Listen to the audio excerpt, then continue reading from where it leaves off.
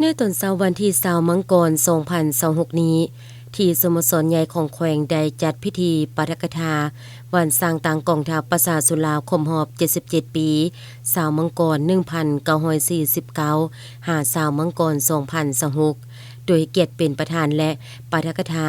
ของท่านสอนธนูธรรมวงศ์กรรมการศูนย์กลางภาคเลขาภาคแขวงบริกรรมไซมีหัวหน้าแผนกการกรมกองนายและพลทหารนายและพลตำรวจพนักงานหลักแรงออมข้างแขวงตลอดฮอดพนักงานอาวุโสบำนาญเข้าร่วมรับฟังในพิธีทานเลขาภาคแขวงบริกรรมไซยังได้ให้เกียรติเล่าคืนประวัติความเป็นมาการกำเนิดการเติบใหญ่ขยายตัวและผลงานการเคลื่อนไหวของกองทัพประชาชนตลอดระยะ77ปีภายใต้การนำพาของภาคประชาชนปฏิวัติลาวตลอดระยะผ่านมากองทัพประชาชนลาวพร้อมกับประชาชนลาวบดเผาได้ดำเนินการปฏิวัติต่อสู้กุศาสตร์ตานจักรพรรดิผู้คานและเฮ็ดสำเร็จหน้าที่การปฏิวัติศาสตร์ประชาธิปไตยปลดปล่อยประเทศชาติอย่างสมบูรณ์และสร้างตั้งระบอบสาธารณรัฐประชาธิปไตยประชาชนลาวขึ้นในวันที่2ธันวาคม1975ในประวัติศาสตร์กองทัพประชาชนลาวสร้างได้ท่าแท้และมูลเสื้ออันสง่างามตลอดมาพร้อมทางเสริมขยาย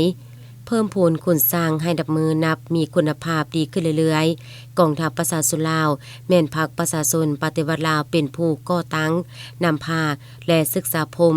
เวลาใดก็มีความจงรักภักดีต่อพรรคต่อประชาชนและต่อประเทศชาติพฤติกรรมแห่งการต่อสู้กุศาสตร์รักษาเขตน้ำแดนดินได้ยังจืนอย่างจะแจ้งว่ากองทัพประชาชนลาวแม่นกำเนิดมาจากประชาชนโดยประชาชนและเพื่อประชาชนมีความจงรักภักดีมีความบริสุทธิ์ผุดพองมีระเบียบแบบแผนที่เข้มงวดเด็ดเดี่ยวเหนียวแน่นพิลาฐานมีน้ำใจเสียสละอันสูงส่งต่อสู้เพื่อชาติเพื่ออุดมการณ์สังคมนิยมตลอดระยะ77ปีผ่านมาการกำเนิดสู่หบมีไซเติบใหญ่ขยายตัวกองทัพประชาชนลาวได้เฮ็ดสำเร็จภารกิจอันยิ่งใหญ่สร้างผลงานดีเด่นและวีรกรรมอันล้ำเลิศไว้ในหน้าประวัติศาสตร์อย่างสมเกียรติกองทัพย่ำใดก็นำหน้าทุกเวียกงานเด็ดเดี่ยวผ่านพาอุปสรรคเฮ็ดสำเร็จหน้าที่ตีเอาชนะศัตรูทุกตัวสมแล้วที่เป็นกำลังแก่นสารที่เข้มแข็งของการปฏิวัติเป็นเครื่องมือเผด็จการของพรรคและเป็นกองทัพวิรชนของชนชาติลาว